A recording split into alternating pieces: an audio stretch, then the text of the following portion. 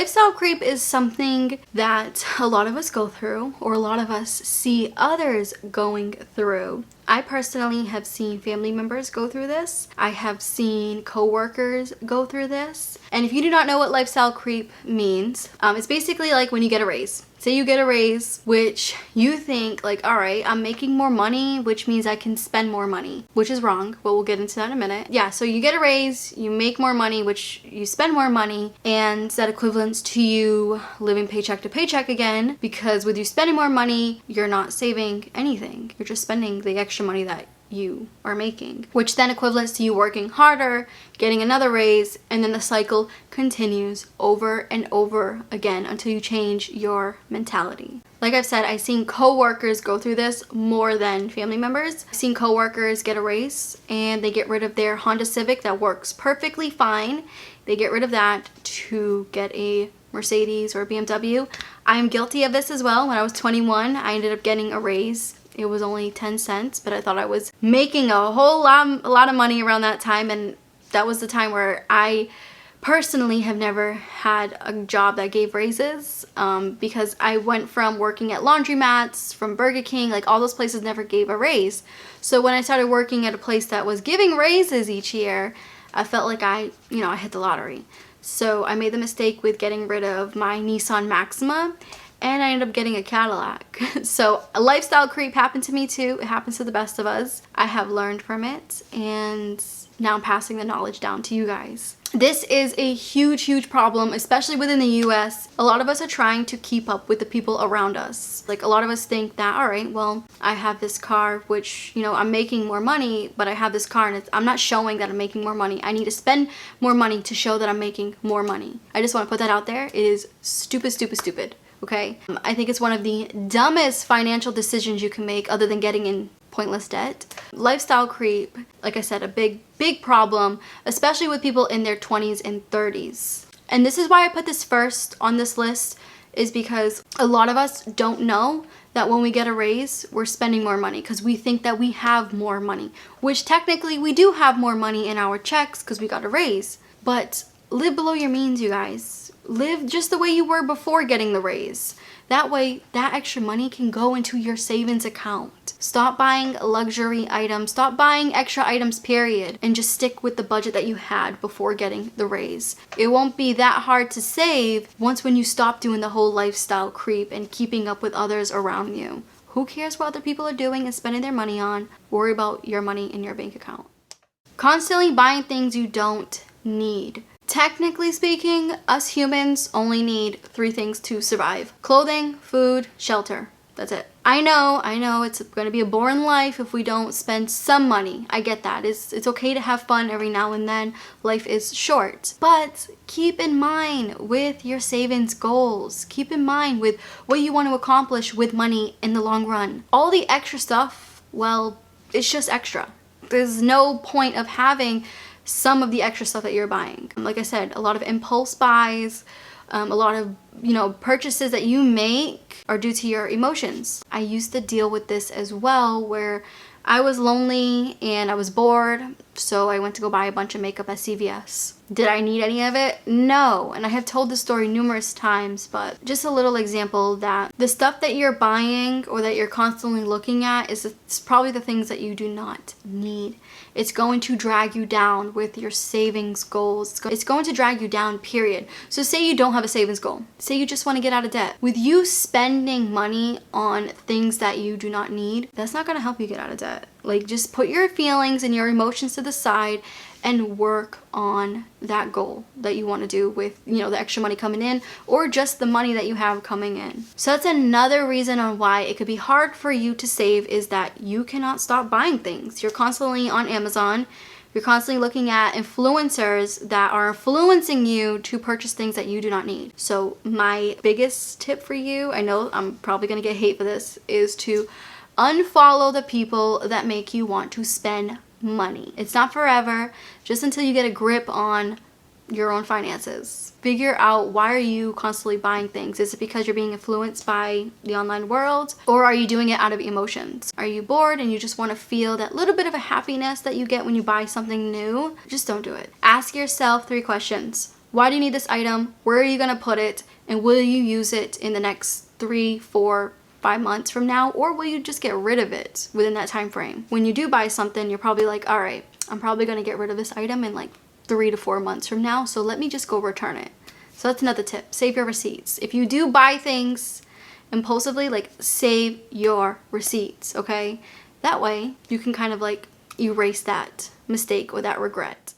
Not sticking to a budget, or worse, not creating a budget. This is so important when it comes to your money. When it comes to saving or having anything in savings, budgeting is key. You need to know how much you're spending each month on food. You need to know how much money you're spending on clothes, rent, mortgage, your pets. I have already got on my sister's cases on like, hey, how much do you spend for your dogs and your cats each month or each year? And they didn't know how much money that they're spending on that. They don't know how much money they're spending on their food. For us, most of you guys already know, or you watch my monthly reset videos, I budget everything. And it's not necessarily being like super, super tight with money. It's just the fact of knowing where your money is going and how much you're saving at the end of the day, how much is being taken out for pointless things. It's good to have a map of where all your money is going. So if you do not have a budget, or you just never created one, now is the time to create a budget, a monthly budget, a yearly budget, whatever works for you.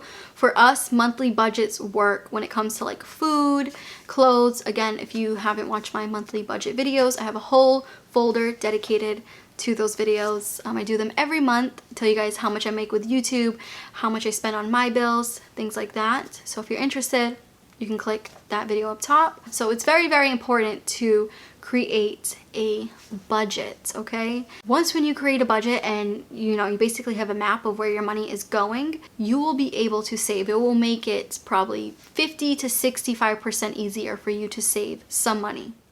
Upgrades for no reason. This is the exact same thing I talked about in the beginning of this video. When you upgrade, say you upgrade your car, even though your car is running fine, you just want something newer, but your old car was running fine. When you do those random upgrades, you are losing money in the long run. I have been guilty of this numerous times, and I have learned my lesson throughout the years, which is to never upgrade unless something is broken. Like, you ever hear that saying, don't fix something if it's not broken? It's true. The minute I switch something out for something newer, even though that item wasn't broken, that newer item makes me lose money. Like, it doesn't work as well as the other one that I had. It just never worked out for me. And like I said, I've learned a lesson from that. So another little example, I see a lot of YouTubers, obviously this is my job, so I see a lot of YouTubers switching out their cameras. And I understand quality is key, and I always try my best to make do with what I have. So my camera that I'm recording on right now is from 2018, and we're heading into 2023. This camera is perfectly fine, knock on wood. This camera is fine, but yeah, so nothing's wrong with it. And I see a lot of YouTubers swapping out their cameras for no reason. Cameras are a lot of money. And like I said, once when this camera breaks, then I will purchase something new. Same thing goes for my vlog camera. Once when that breaks, then I'll purchase a new one. I'm not gonna swap out these cameras just to change up the quality. I feel like the quality looks perfectly fine. And like I said, I work with what I have because it's not broken. On certain items, I have learned my lesson with not replacing them until they are fully done. So if you are upgrading your things for no reason, you just want something newer, like the new iPhone that came out in September. If you want the newer one, but you have, for an example, you have, what's this one? The 13, I think? If you have this one, but you want the newer one, what is the point besides the color? Like, just keep your phone until it dies. Like, all of my phones I've kept until they die or until something else comes up. I never personally was like, all right, I want the newest or greatest item, because I know that that's going to decrease my savings account. I want to keep saving. I don't want my savings account to go down for, no legitimate reason. And this is why I tell you guys to have a goal. If you do not have a savings goal when it comes to, why you're saving, what are you saving for, you're most likely to spend that money you have on pointless upgrades. So be mindful on what you want to upgrade, why you want to upgrade, especially your tech items, because that's where it can get very, very pricey. And the last thing is straight up carelessness or not taking responsibility for your spending actions. Let me tell you a little embarrassing story about me. I don't think I've talked about this on the channel, but back then I had a little bit of a shopping addiction when it came to not just makeup or anything like that, but the thrift stores. I used to go to the thrift stores every Wednesday, and that's because they used to have Dollar Day. So I used to go with a friend back in the day for over a year. So around that time I wasn't clubbing anymore. I was kind of going through the phase of me stepping away from certain people. So I decided to go thrifting with this girl, and like how we bonded was thrifting. And don't get me wrong, thrifting was fun and it was nice to have a friend to go to the thrift store with. But did I need to go like every week? No. Like, you do not need clothes, new clothes or used clothes. You do not need clothes in general every week. There's not one human in the world that needs a new item, a new clothing item every week. And since everything was $1, I was going pretty crazy with those sales. So one day my boyfriend called me out on it, and he was like, why are you going? Why are you spending money like this? And I was in denial. I was being careless with my money. I was not being responsible with, you know, my spending actions. When in reality, he was just seeing the truth and I was just being ignorant. So, long story short, I ended up selling all of those clothes and I haven't been back to the thrift store ever since. I feel like thrift stores now are very, very expensive, especially in my area. Like, you can find a shirt that's like this and it's a little ripped, you know, not the best quality, and it's like $12 to $15 in my area. It's pretty bad. It's not how it was back in like 2014, 2015. But that's besides the point. My main point is that I was being careless with my money and very careless with how I spend my money. So if you are that type of person that just thinks like, well, it's only $10, I want to go out to eat today, and then you think of it like the same scenario again, well, it's only $15 and I want those pair of flip-flops. And you know, you have to hold yourself accountable for your actions. You're the reason why you can't save. You're the reason why it's hard to save money. So take responsibility for your actions. Don't blame it on others. Don't blame it on the economy. You have to sometimes look in the mirror when it comes to your spending habits. And I'm not attacking those of you that like to spend money and have fun. I'm not attacking you guys. I'm just letting you know that this could be the main reason why you suck at saving. Anyways, you guys, I hope you enjoyed this video. Let me know down below what is the best saving hack that you have ever learned and what basically changed your life when it came to putting money in your savings. So on that note, I hope you enjoyed and I will catch you in the next video.